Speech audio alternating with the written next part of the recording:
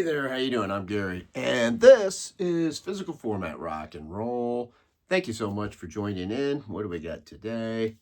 We've got from Great Lakes, my favorite brewery, the Cookie Exchange. It's a wonderful milk stout.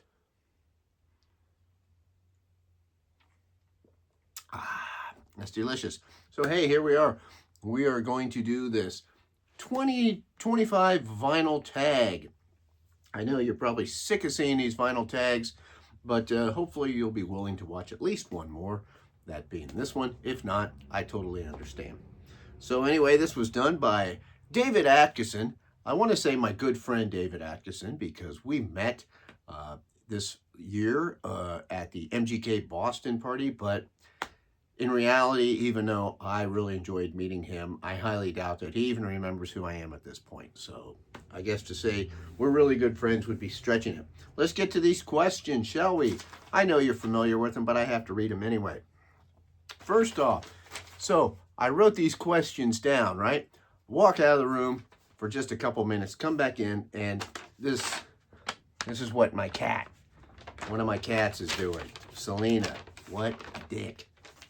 Anyway, here's the questions. First off, right, show your best vinyl purchase of 2025. Wasn't really sure how to take that, but you know what I went with? I went with this.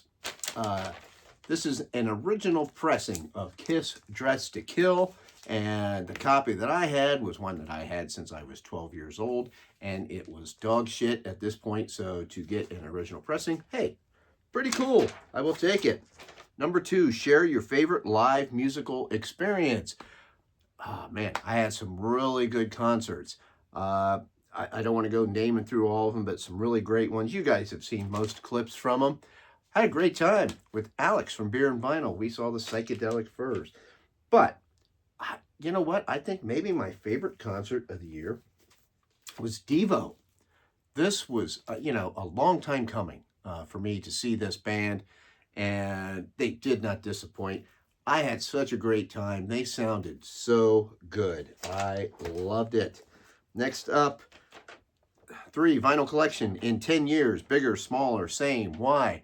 I would guess it will probably be bigger, but maybe not. I don't know. I mean, eventually I've got to purge some stuff. I don't have a super huge collection like, and certain people do out there, but I've got a lot of records and I will have limited space, but I'm pretty sure it'll be bigger. It'll be bigger. 4, you move into a new home and the first record you play turned up to 11. What is it and why? Well, depending on my mood would really, decide that, but I'm going with Rocket to Russia by the Ramones. Why? Why do you have to ask why on that? Okay. Show an album from your favorite male and then your favorite female singer. Well, you know what? I used to say, I went back and forth on favorite male singers, and I used to say Robert Plant, I think just because he was in Led Zeppelin, but you know what? I think my favorite male singer is Robin Zander from Cheap Trick.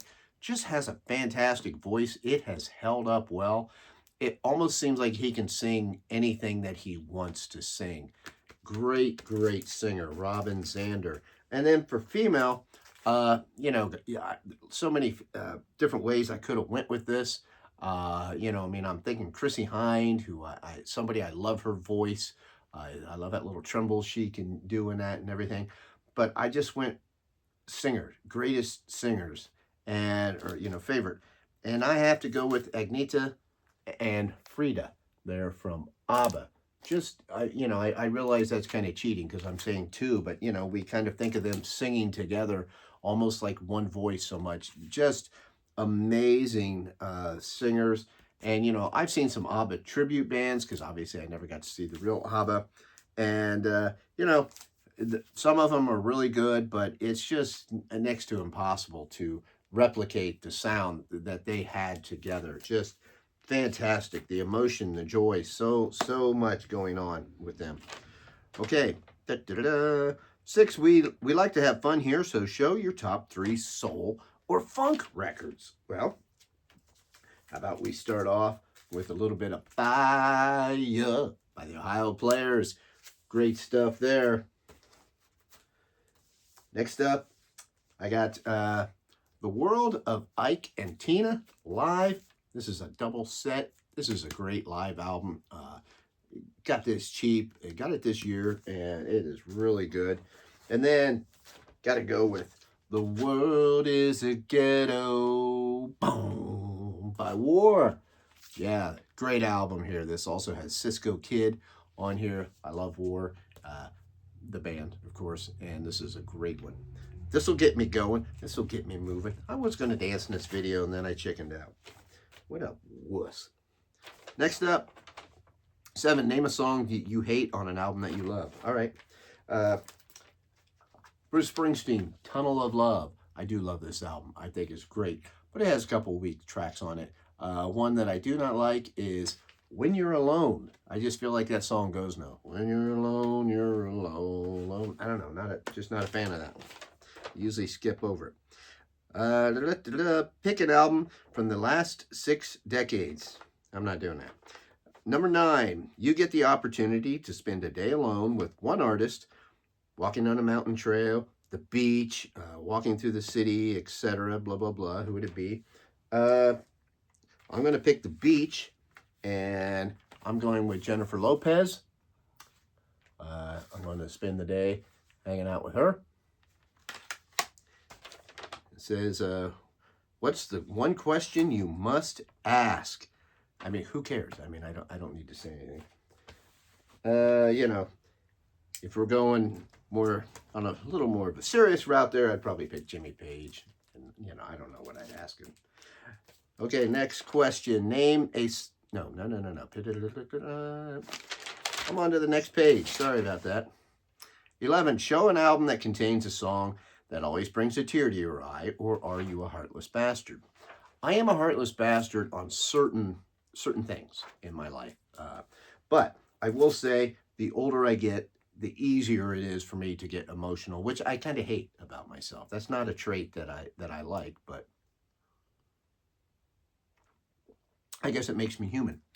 I'm going to go with this album, and I'm going with the song My Hometown off of Born in the USA. You know, that there's just a lot going on in that song that I can easily relate to. Part of it is having sons and just living in a small town and all kinds of stuff. I can't go into it, right? It'll bring a tear to my eye. There's other songs that are like that too, but I just picked the one. Next up, show 3 albums from artists that you have tried to love, but you're questioning why you bother. So I think this is kind of an odd question, but I get it. I don't have those albums to show that I can think of, because generally if I keep trying to like it, I'm not going to keep it. I'm sure I've got some like that, but they're probably ones that I just haven't got around to getting rid of. But what I will show that kind of goes in those lines is here's a couple bands that I never used to care about, you know, back in the day, up until I got to be old. And so, you know, maybe that's something that, like, you know, sometimes you do eventually like these bands. And I like both these bands quite a lot. So Jethro Tull is one of them. This, of course, is Thick as a Brick album. Wonderful, wonderful album here. So that's a band that I used to make fun of these guys. Now I like them. And then another band that I'm really into, Yes. This, of course, is Relayer. Not my favorite album, but I do really like it, and I'm just showing it because normally this one doesn't get shown. So Jethro Tull and Yes, bands that I do like now that I never used to. Show an artist whose character disappoints you, or can you separate the artist from the art? That's it, you know. Yeah, generally I can separate the artist from the art, and a lot of people want to get this into politics. They want to keep talking about the politics of a person, but this says whose character disappoints you. So here's somebody whose character disappoints me in a way, and I'll explain it. And that would be Mr. Ted Nugent. This, of course, is one of my favorite Ted Nugent albums, State of Shock, because I got this when I was in junior high. I love that album cover. That's fantastic. So, yes, I can still listen to Ted Nugent albums, but my issue with him is not his politics per se. It's how he has to try to ram them down somebody's throat. And there's a difference between politics and just being a piece of shit. So with Ted Nugent, what he has done is, when I go to concerts, I love concerts, and I've seen Ted many, many times in concert. Matter of fact, it's the first concert I've ever seen. So with Ted Nugent, he kept increasing it to where, he started talking about hunting a lot, and it's like, okay, whatever. And then he got into politics a lot, but it's not just politics. It's not like he's saying, hey, vote Republicans. I like Republicans, okay, great. No, he has to insult people. He has to attack people. When I go to a concert, the whole idea is you're with a group of people. You're hearing this artist live. It's an artist that you love. The people in the audience, they all love this artist. And you're all sharing in that. It's a good time. Hey, we're all friends now. He divides it. He wants to divide people. He's all about dividing people. He takes out all the fun out of a concert now, because he'll be going and you're getting into it, but then he starts jibber jabbering, and he does talk way too much, even when he's not talking about this stuff. But then he goes on the attack, and he just starts attacking people that don't have the same views as him in very malicious ways. And he just takes out what a concert is supposed to be. I'll never go see him again. I've seen him plenty of times. Great guitar player. He's got so many songs that I like. I mean, he's not my favorite artist. He never would be. I don't think he's anybody's favorite artist. But the bad thing is now is also, like, a bunch of the people in the crowd that goes to see his shows, they're all there for that shit. They're there for, him talking like that and saying, they don't even know what this fucking album is. Okay? They're just there because they want to hear him go off and say a bunch of negative stuff. So, yeah, it's hard for me to separate that when it comes to the live thing. Still listen to the records. Okay. You sell all your albums and your record player, but you save one album as a keepsake. All right, I'm going to save Stormbringer by Deep Purple. For one thing, I love this album. And also, I'm sure you can't read that, but that's Glenn Hughes. He autographed this, so kind of makes it even more special for me. And I saw this concert with my good buddy Jeff Witcher. Not this concert, but that's when I met Glenn. Anyway, so there you go. A VC highlight of 2025. Well, that's got to be the big party. MGK Boston. I met so many people that I'm friends with, and met some new people. I'm friends with them now, and just the best time. My wife got to go. I loved it. Let's see. Name your favorite musical biopic. Well, I don't always like a lot of biopics. I probably like documentaries better, but I can get into it. That Deliver Me or whatever it was, the Bruce Springsteen one, that's not too bad. I mean, it's definitely for hardcore fans more than anything. This was pretty good. I like that. But probably my favorite, even though it might be kind of cheesy, is this one, Oliver Stone's The Doors. I enjoy this movie. I really like it. When it came out, I wanted a band that was like The Doors. And so I like that movie. I know a lot of people rag on it and hate it. I get it. I like it. Give 3 reasons why jazz matters and show an album. Well, I'm not going to show an album. Jazz matters because it does have, an influence on rock.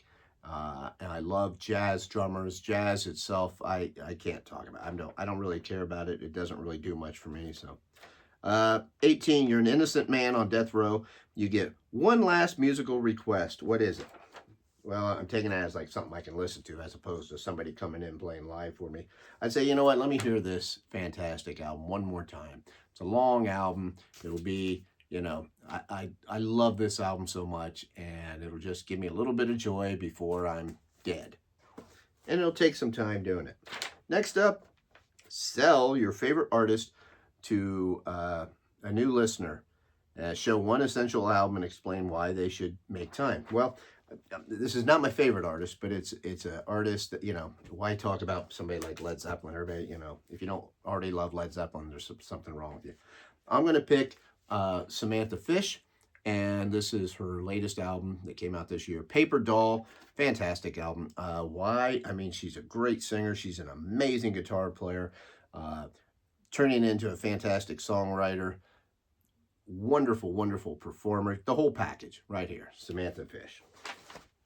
And then finally, 3 VC, you're doing a VC member hookup and meetup, not hookup, meetup, and 3 people that you haven't already met. Well, I don't want to do that because there's a great big handful of people that I really consider friends that I really want to meet. The only thing I will say is on the top of that list would be Aaron Mutha Alamer, because we've been friends for a long time and I would love to meet him.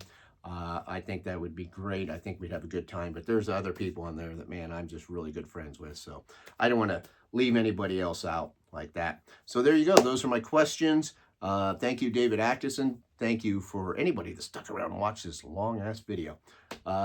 Until the next time, my friends, I will see you down the road.